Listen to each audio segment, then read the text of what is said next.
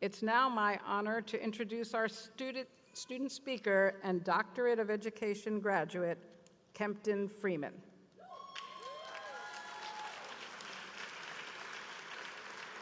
Kempton R. Freeman, known as Free to his cohort, is a proud first-generation college graduate and student success coordinator in the Appleton Area School District.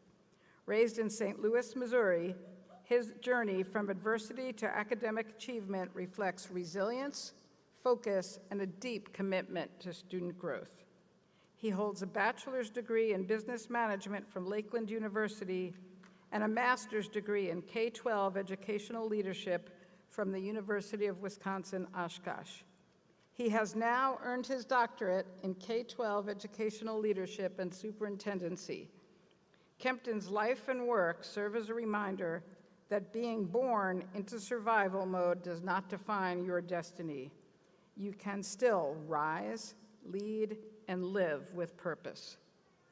Please join me in offering a warm welcome to Free, who will give the graduate address.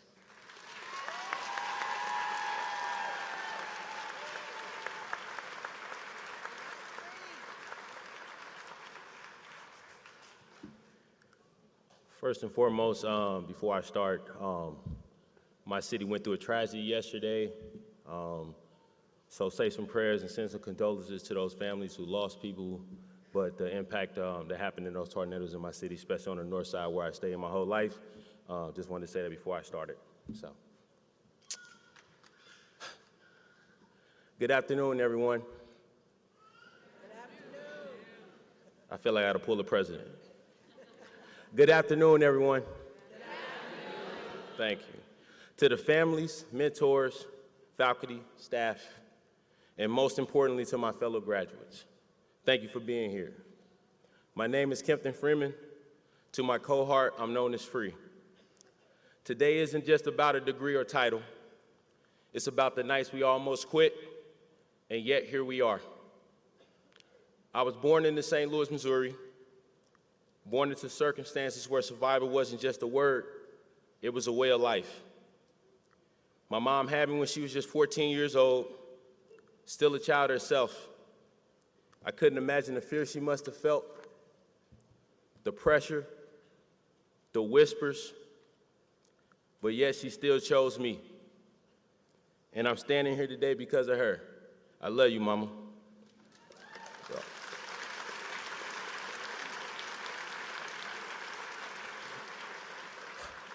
I lost my father at 9. I lost my younger brother a few years later. A loss like that just doesn't hurt. It lingers. It forces you to grow up faster than you ever should have to. The streets were loud. The odds were louder. I attended Sodan International Studies High School. To many, it's just another school. But to me, it was everything. Sodan was a place full of culture, but also full of hard lessons. It didn't just teach me academics. It taught me how to walk through life through pressure without folding. I'm proud to say I'm a product of Sodan and of St. Louis, because like my granny always say, if you can survive St. Louis, you can make it anywhere. Thank you. I earned my bachelor's degree in business management. I started working as a paraprofessional in special education. It was in this position that I found purpose. Later, I earned my master's degree in K-12 education leadership, and now I proudly stand in front of you in a doctorate in K-12 leadership and superintendency. Life will go on to give me the best title I'll ever have, Dad. My son, you taught me that being present matters more than being perfect. My son, you have loved and celebrated me in my best as well as my worst. I love you, my son. You have saved me more than you will ever know. You are my greatest blessing. You are my real success.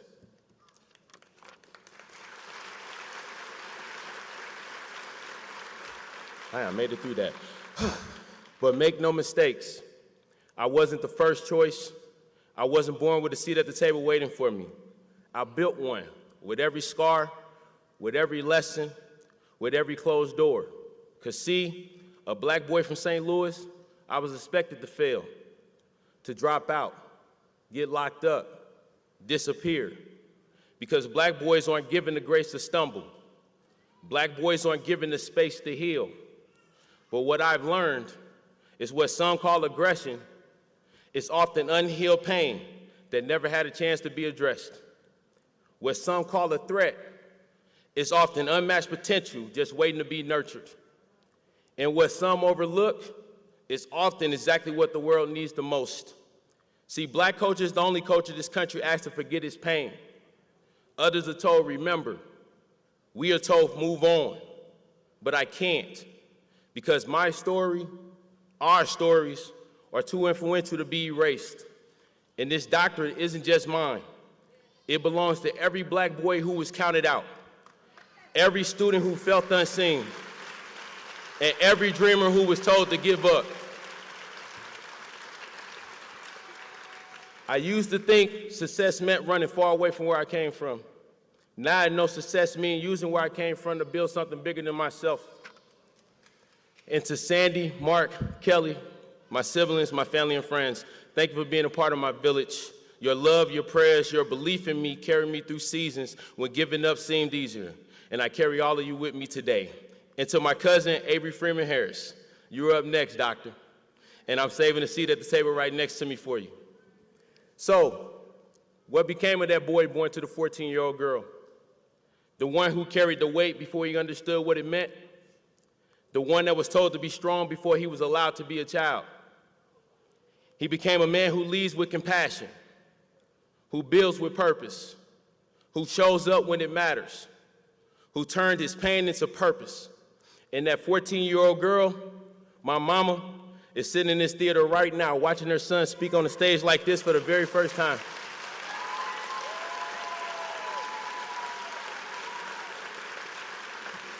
And that boy, he is standing right in front of you as Dr. Kempton Freeman. Thank you. And now I want to speak directly to my fellow graduates. Some of us work full-time jobs while writing papers until midnight. Some of us are raising children while we chase this degree. And some of us fought mental battles that no one saw. And yet here we are. We refuse to let our circumstances define us. That's what makes today so important. Living in purpose doesn't mean the road was easy. It just means you chose not to quit. You chose you again and again. And let me say this, mental health matters. You are seen, you are heard, and you are needed. And let's truly be here and understand. Anybody can tell you what you can't do, but it takes a real person and a rare person to tell you what you can. Everyone speaking in your life is not qualified to. Don't give your energy to voices that never showed up when you needed them. Because if they haven't poured into your growth, their opinions hold no weight. Because a real one doesn't play with your soul or your integrity. They speak life into your lows and stand up for your name and hold you in the highest version of yourself, even when you can't see it yet. Because greatness delayed is not greatness denied. Sometimes the delay is the preparation. Sometimes the waiting is the blessing. So to the class of 2024 and 2025, you are not here by mistake. You are here to break glass ceilings. You are here to build legacies. You're not the same person who started this journey. You are wiser. You are sharper. Let your story breathe beyond your degree. Let your legacy be outlined for those coming after you. You turned your purpose from pressure. You turned your doubt into discipline. You are not walking across this stage, you are stepping into your purpose. So hold your heads high and keep your foot on the gas and make sure the world feel you every step of the way. You became living proof that resilience wins. Congratulations to us. To the class of 2024 and 2025, let's level up. Let's leave the door wide open for those coming behind us. And from Harlan's dad, Coach K, boss's son, Brother Chuck, thank you.